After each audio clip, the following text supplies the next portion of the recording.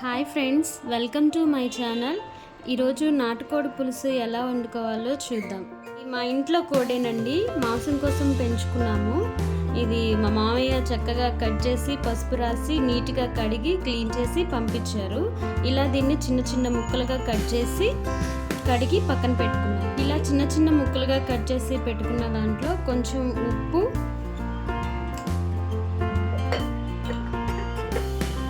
పసుపు వేసి బాగా కలుపుకోవాలండి, ఈ ముక్కలకి పట్టేలాగా. ఇలా చేయడం వల్ల కొంచెం నీసు వాసన వస్తుంది కదా నాటుకోడి, అది పోతుంది. అందుకని మనం ప్రతి ఒక్క ముక్కకి కలిసేలాగా మంచిగా కలిపి ఒక 30 నిమిషాలు మనం పక్కన పెట్టుకోవాలి.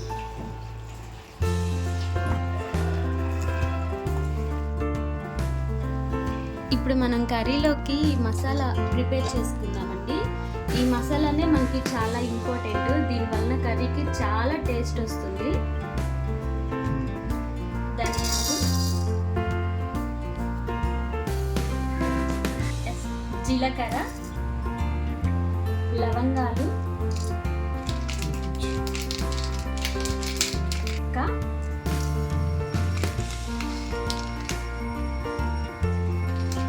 మిరియాలు దోరగా ఫ్రై చేసుకోవాలండి. వీటిని వేపుతుంటే మంచి స్మెల్ వస్తుంది. ఆ స్మెల్ వచ్చేంత వరకు ఫ్రై చేసుకోవాలి.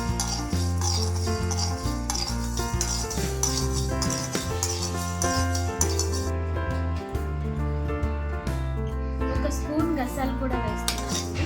గసాలు వేసుకోవచ్చు, లేదంటే జీడిపప్పు కూడా వేసుకోవచ్చు.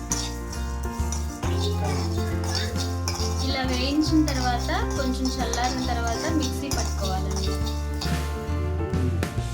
ఇందులోకి ఎండు కొబ్బరి ఇలా కాల్చి పెట్టుకున్నానండి. ఇలా కాల్చి వేయడం వల్ల కూర టేస్ట్ మారిపోతుంది, చాలా బాగుంటుంది. ఒకసారి మీరు కూడా ట్రై చేయండి.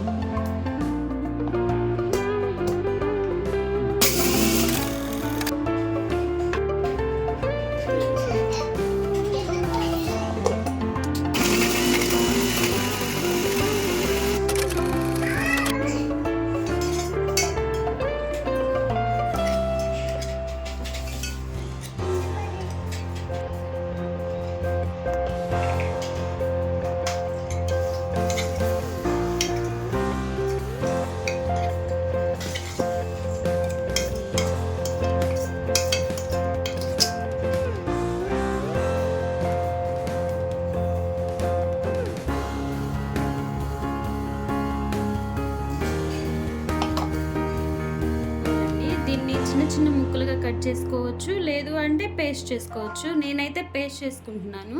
ఇలా పేస్ట్ చేసుకుంటే చక్కగా గ్రేవీగా ఉంటుంది, అన్నంలో బాగా కలిసిపోతుంది, తినడానికి కూడా చాలా బాగుంటుంది. ఇందులోకి 5-6 పచ్చిమిరపకాయలు వేస్తున్నాను. పచ్చిమిరపకాయలు కట్ చేసి వేసిన దానికన్నా మనం దంచి వేస్తే ఆ టేస్ట్ బాగుంటుందండి. ఒకసారి మీరు కూడా ఇలా ట్రై చేయండి. కట్ చేసి దీన్ని మెత్తగా అవసరం లేదు, కొంచెం బరకగా పట్టుకుంటే బాగుంటుంది.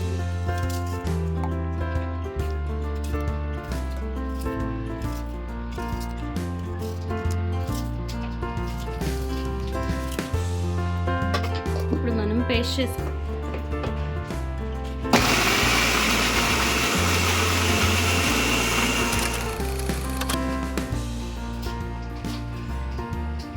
చూడండి, ఇలా సరిపోతుంది మన కర్రీకి. దీంట్లోకి సరిపడా ఆయిల్ వేసుకోవాలి.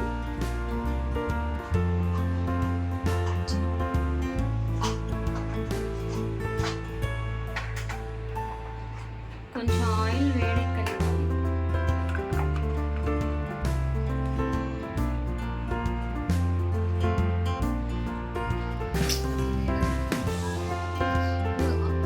చూడండి, ఆయిల్ హీట్ ఎక్కింది. ఇందులోకి మనం బిర్యానీ ఆకు, 2 లవంగం మొగ్గలు, దాల్చిన చెక్క వేసుకున్నాను. తర్వాత మనం పేస్ట్ కదా ముందుగానే, ఇది ఇందులో వేసేయాలండి.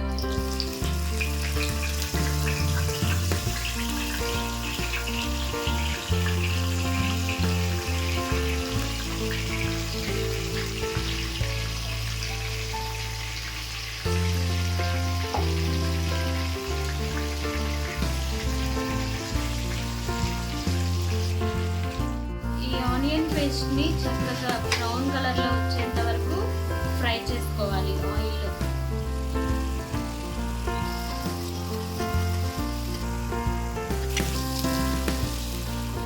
ఉల్లిపాయ చక్కగా ఆయిల్లో ఫ్రై అయ్యిందండి. ఇలా ఎర్రగా వేయించుకోవడం వల్ల కర్రీ మనకి కలర్ మారుతుంది, కలర్ చాలా బాగుంటుంది. తర్వాత ఒక 2 స్పూన్స్ అల్లం వెల్లుల్లి పేస్ట్ వేసుకోవాలి.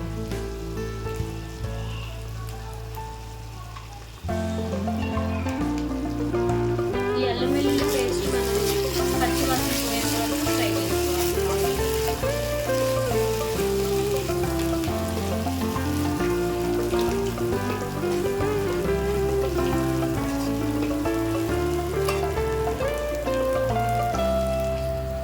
అల్లం వెల్లుల్లి పేస్ట్ వేగిపోయిందండి. ఇప్పుడు మనం ఉప్పు పసుపు కలిపి పెట్టుకున్న చికెన్ని ఇందులో వేసేసుకొని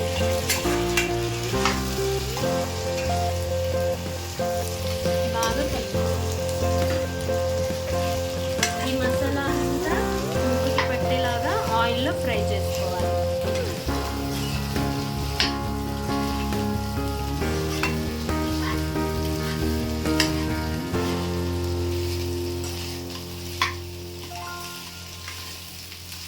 మాంసంలో ఉండే నీరు మొత్తం పోయేంత వరకు ఉడకనివ్వాలండి. నీరు పోకుండా ఉంటే అది మళ్ళీ స్మెల్ వస్తుంది.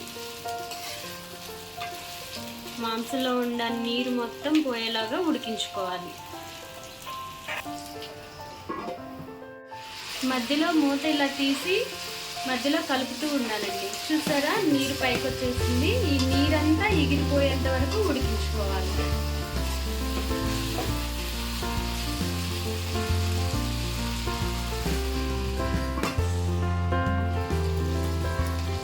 ఉడికేటప్పుడు కొంచెం కరివేపాకు వేస్తున్నానండి. కరివేపాకు వేయడం వల్ల కర్రీ ఫ్లేవరే మారిపోతుంది. అసలు మంచి ఫ్లేవర్ వస్తుంది కరివేపాకు వేసుకుంటే. ఉడికేటప్పుడే వేసుకోవాలి. అదే ఫ్రైస్లో అయితే మొత్తం కర్రీ ప్రిపరేషన్ అంతా అయిపోయిన తర్వాత ఫైనల్లో వేసుకుంటే బాగుంటుంది. మనం గ్రేవీగా కానీ పులుసుగా కానీ వండేటప్పుడు మాత్రం ఉడికేటప్పుడు వేసుకుంటే బాగుంటుంది.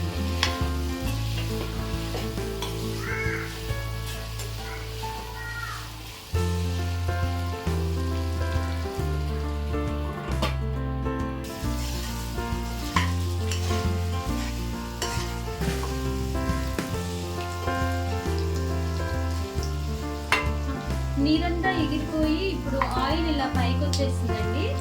మంచిగా ఉడికింది ఇప్పుడు మాంసం.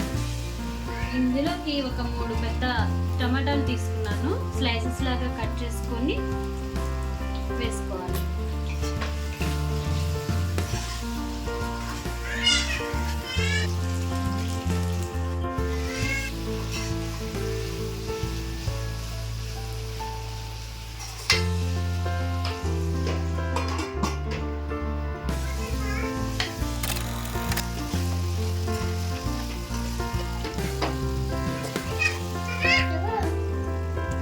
చూడండి, టమాటా ముక్కలు చక్కగా కర్రీలో కలిసిపోయాయండి. మెత్తగా ఉడికిపోయినాయి. ఇలా ఉడికేంత వరకు మనం వేయించుకోవాలి. ఇందులో ఇప్పుడు పసుపు కొంచెం చాలు, ఎందుకంటే మనం ముందుగానే వేసుకున్నాం కదా. రుచికి సరిపడా కారం ఎక్కువ తినేవాళ్ళు కొంచెం ఎక్కువగా వేసుకోవాలి. నాటుకోడి అంటే కొంచెం కారంగా ఉంటేనే బాగుంటుంది.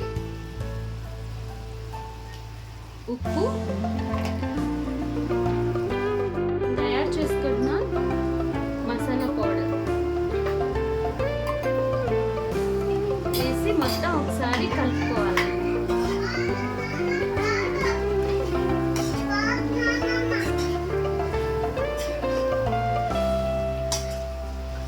ఇలా మసాలా అంతా కలియబెట్టుకోవాలి ఒకసారి.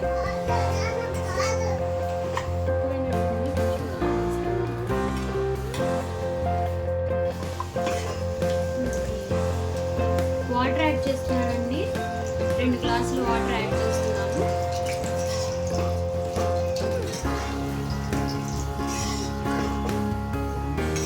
ముక్క మునిగేంత వరకు పోసుకోవాలి మనం వాటర్.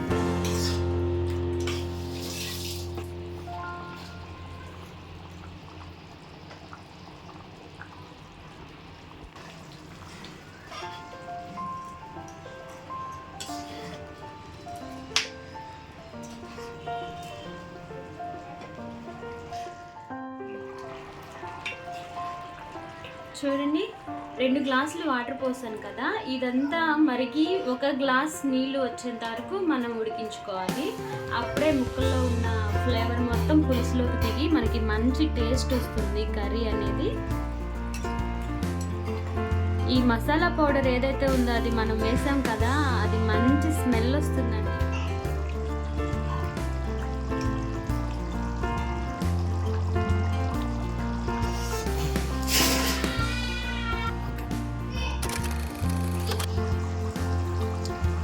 అన్నీ రెడీ అయిపోయిందండి. ఆయిల్ చక్కగా పైకి వచ్చేసింది కదా, ఇంకా నీరు మొత్తం ఎగిరిపోయి పులుసు బాగా వచ్చేసింది. ఫైనల్గా కొత్తిమీర వేసుకొని గార్నిష్ చేసుకున్నాను.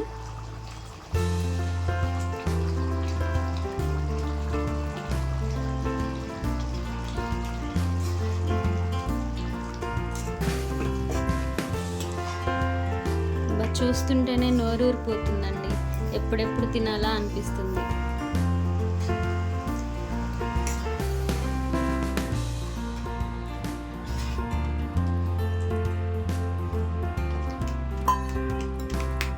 ఈ నాటుకోడి పులుసు చిల్లుగారెల్లోకి, చపాతీలోకైనా, రైస్లోకైనా, బగారా రైస్లోకైనా, ఎందులోకైనా బాగుంటుందండి. చూసారు కదా,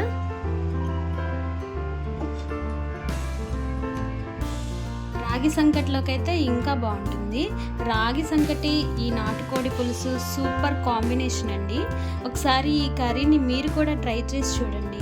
ట్రై చేసి ఎలా వచ్చిందో ఒకసారి నాకు కామెంట్ చేయండి. ఎవరైతే సబ్స్క్రైబ్ చేసుకొని వాళ్ళు ఎవరైతే ఉన్నారో వాళ్ళు సబ్స్క్రైబ్ చేసుకోండి, లైక్ చేయండి, షేర్ చేయండి. Thank you for watching.